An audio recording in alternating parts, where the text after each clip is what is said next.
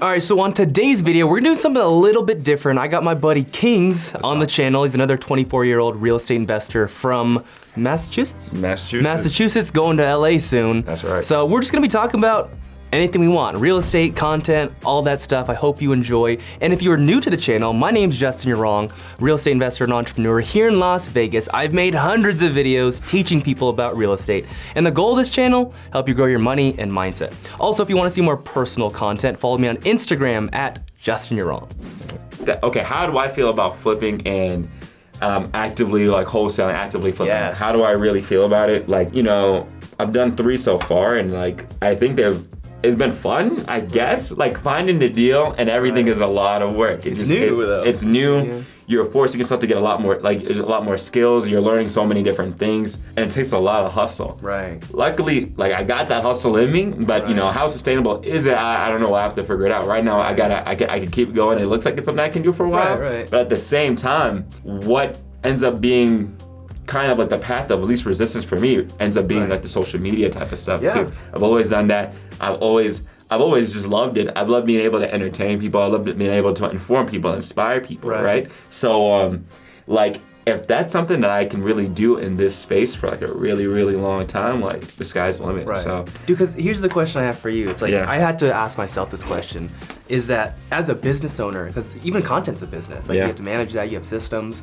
But as a business owner, you have to always figure out like, what's the one thing that you can do that can make everything else easier? And so I really sat down with myself. I was like, what's my queen bee role? Like, what's the important thing to do in my real estate business for my entire life, whatever, like that makes my life easier. And I was like, hey, like, is it the offers I make for real estate deals? Is it my marketing? Is it my cold calling? I was like thinking, I was like, is it my content?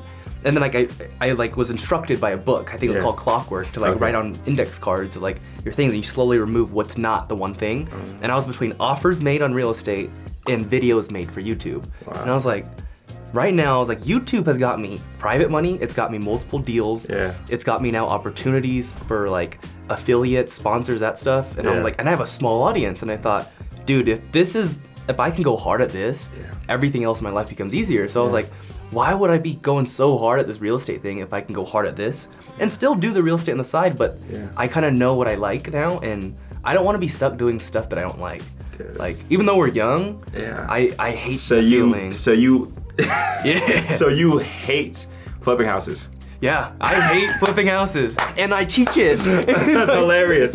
Wow, like interesting. What about? Do you hate acquiring beat up properties and then having to, you know, fix them up and refinance and try to hold them as rentals? The idea of that, have you done any of those yet? And what do you think about the idea of even doing something like that? I think the part I dislike the most, actually it's a lot of it, but I think the part I dislike the most is like the transaction coordination, which I can definitely hire out, which I think that might be my next hire. Okay. But like getting someone to bring the escrow to the end, like talk to the sellers, tenants, make sure everyone's like doing what they need to do. That part drains me. I mean, getting deals and even closing deals, like talking to sellers, I don't like that much, man. I can do it and I could be good at it. I've been trained on it with sales, but I'm like, dude, I'd rather make content teaching people how to do it, because now I know how to do it. Like, I'm trying to figure out, as far as the sales side, right, on those things, like I think I like the sales side. You're a maverick. Right, I guess so, right? But also in the last like 2-3 months, I'm still kind of, I guess, I'm not like a seasoned investor, but it's like, 2-3 months I haven't got anything under contract, but that's, you know, that could either be maybe my lead generator. There's so many things that could go wrong there. And that's kind of annoying to me, having to figure out, like, is it that type of, like figuring out what the whole marketing aspect of the business is kind of annoying for me. As of right now. I'm like, is it the cold caller, or do I need to hire this, or no, what are the quality of my skip tracing, like this, trying to experiment all these things, like, if making content is another outlet, then I can, you know, I know everything there. You know what I'm saying? Or if I don't, I can definitely learn or adjust. But the other part, you know, and then having to go ahead and go to meet the seller at the house, and this, and negotiation, and the psychology, and this, and then follow up, all this stuff. It can get a lot. I think I can be good at it, and I think I have potential to be maybe really good at it. But at the same time, like, I think a super strength, like I said, like you said, focusing on your strengths and focusing on the one thing Thing. Did you read the book, The One Thing? I did read that. Dude, that was like one of my favorite books so far. Yeah. Yeah, and that's one thing. That's one thing that I really like about you, though. You read the books. Like, you read books. Yeah.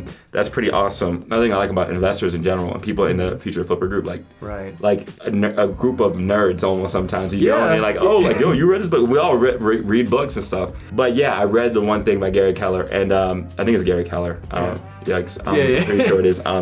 And like I said, I did a book review on my Instagram story, and I said I gave it a 10 out of 10. It was like maybe my favorite book last year, and it kind of came down to that. And I even remember in the last Mastermind that I think his name may have been Gary too. Ryan's mentor, Gary Harper, the coach, the coach. Yeah, he may have been Gary as well. So Gary. Remember, he said go back and do a SWOT analysis. Yeah. What did you major in school? Finance. Business. Right? Yeah, I did business. I was like it was like general management with a focus in real estate. They didn't teach me anything in there. I learned more from Future Flipper.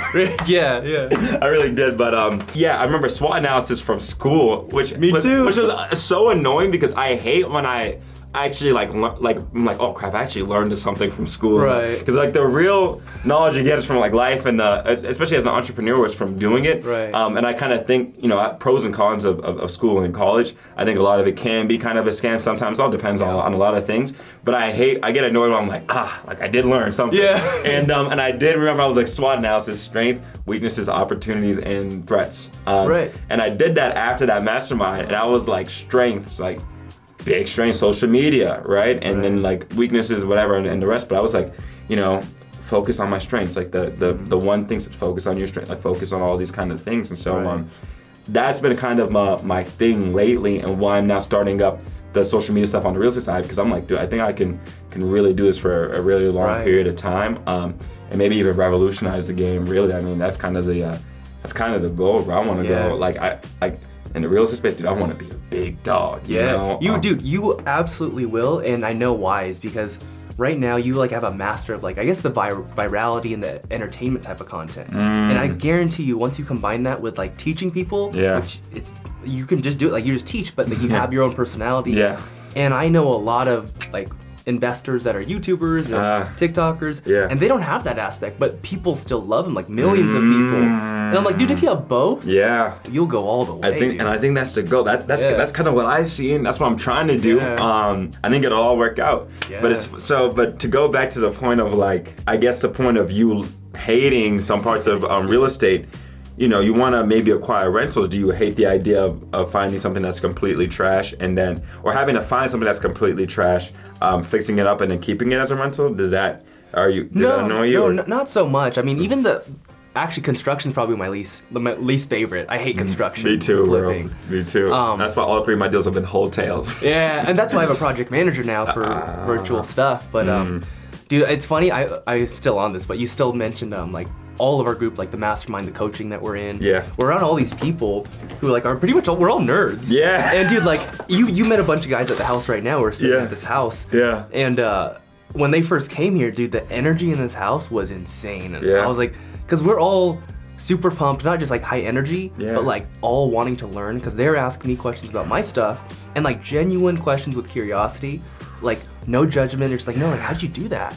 And then with their stuff, I'm like, how'd you do that? Can you teach me? And it's constant that, and I love that. I'm like, you don't get that with other kind of groups. Anywhere. Yeah. Like really anywhere. I think the closest thing where I have seen it is, I know like I'm part of a good real estate brokerage or team back in Massachusetts. Right. And I've seen similar energy over there, but like coming over to a mastermind, like when we're all trying to do flipping, wholesaling, rentals, real estate, Airbnbs, any way to make money in real estate, and being part of it, I haven't seen anything like that before in my life. Like whether it was school, whether it was like college, or even in all the other groups I've been, sports, or I have a lot of different things that I like to do and hobbies, whatever. But even parts of those groups, I haven't seen that same like curiosity, that you see with so many people in the Future Flipper program. Right. And it's amazing, and it's genuine. And that's hey man, hats off to Ryan for creating that environment and kind of transferring that energy through the camera and attracting that.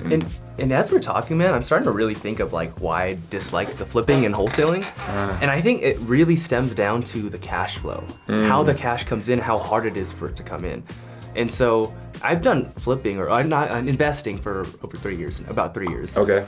And throughout that time, I realized like money comes in big chunks, which is awesome. But for the time when it doesn't come in, you're like, oh, this sucks. Like I'm broke, I'm dead broke. You feel anxious and stressed. And as soon as I saw like other income streams like that I love doing, like maybe with social media, I'm like, this is way better. And I think it takes a certain type of person to really enjoy that kind of stress in real estate investing with cash flow. But for me, I'm pretty good with risk, like, but still, like, I don't want to have it if I don't have to. Like, I don't like that feeling. And I think that's where it stems, is the cash flow. You're gonna have to help me because like, that's been the most annoying thing out of the last 3 months. Like I told you, I made $120,000 on my last flip. Amazing. Like, great. But you know, at the end of the day, you know, still gonna be taxes on that. You still have operating expenses for the marketing or all these things that anybody running a business, you always have all these expenses. And like, you know, the other day my VA's computer broke. Like I had her editing a bunch of stuff, and then I guess like the computer wasn't, you know, built for editing and whatnot. And I was like, all right, I guess rookie mistake on my part. I had to go buy her a laptop like overseas and whatever. And that's money too, and all these things that keep popping up. And now I'm like, oh man, like you said, the cash flow thing.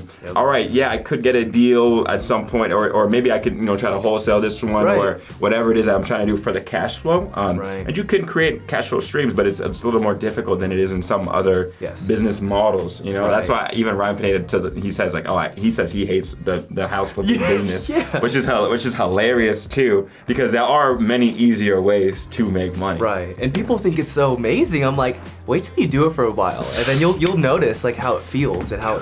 And sometimes, and I've struggled with this. I'm starting to get better. I've talked to some of my buddies in this house, but we've talked about how when you feel that kind of brokenness, when you feel broke, like your actions sometimes change. Like, oh, I'm gonna go for the great value bread instead of like the expensive bread at the grocery store. Like, and it all adds up, and it's like, why would I have to feel like this when I wouldn't feel like this if I knew I had consistent income coming in? And I hated that feeling. So now, like, I've challenged myself to like even have more vacations. So like I'm having a vacation each quarter with my girlfriend, no matter what. Like even if the cash is like, oh, it's low, I'm like, babe, we're still going. Like, amazing. And it's hard at first, but I think that's doing me well because it makes me feel like, no, I'm still free. Even if you might not feel it money-wise. And it pushes you too, you know, in that way.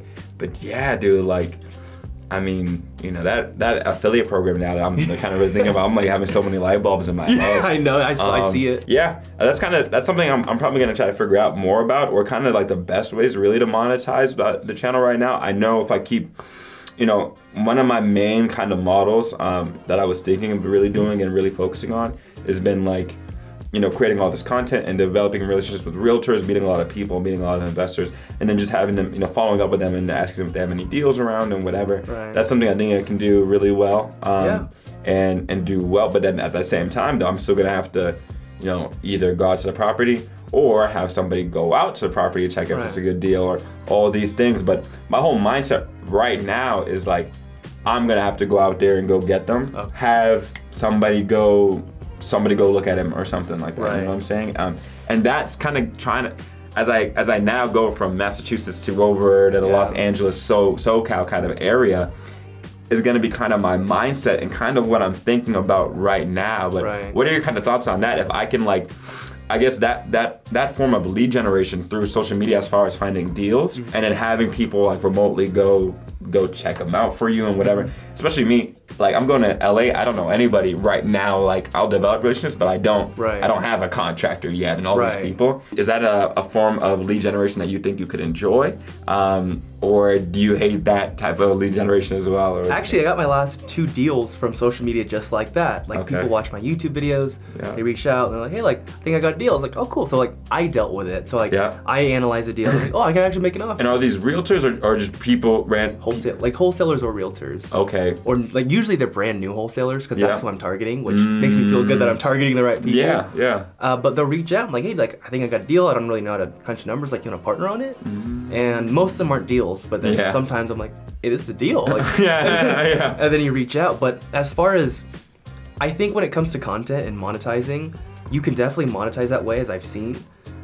But I guess my content strategy has shifted recently to strictly real estate education for the most part. Like right now I'm vlogging because of Mastermind. Yeah. But real estate education for one reason only, is I'm trying to filter people to like sign up for coaching, not with me, but with an affiliate, Future Flipper, that I fully believe in. Yeah. And because I'm getting coached by them. Yeah. And if I could monetize that way by like sending people to a good product where I really believe in, and I know they'll enjoy too. Yeah. Then it's like, why would I try to target new wholesalers for new deals if like I could just do this aspect and it's way easier, it's a lot less on my plate, and I already kind of see the system that I can set for it, like as far as like who can answer the responses or the DMs.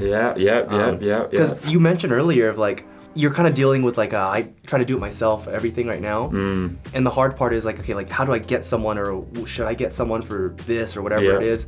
And what I realize is over time I've kind of forced myself or taught myself to get better at identifying my systems in anything. And so if I'm starting to do something, I'm like, I don't like this. Like the same day I'm like, all right, what exactly am I doing? And then like I'll literally start recording on my computer and do it on the computer and then start talking. And I'm like, hey, like, so right now I'm clicking this, you click this because of this, you do this because of this. And then once I have an idea, I'm like, okay, I can make a video like teaching exactly what to do. And then I send it to someone on my team and they do it. And so, all right, so then here's my question. Let me test that system right here. All right, you have somebody who messages you on Instagram, some wholesaler, and they are in the very top of Nevada, right? And they, I don't know the market over here, but some town in Nevada, up north, 2 hours up, if Nevada goes up that high. And he had a DM saying, hey Justin, I love your videos, really inspired me to become a wholesaler actually in the last 3 months, and I actually think I have a lead. They're looking to close in maybe 60 days.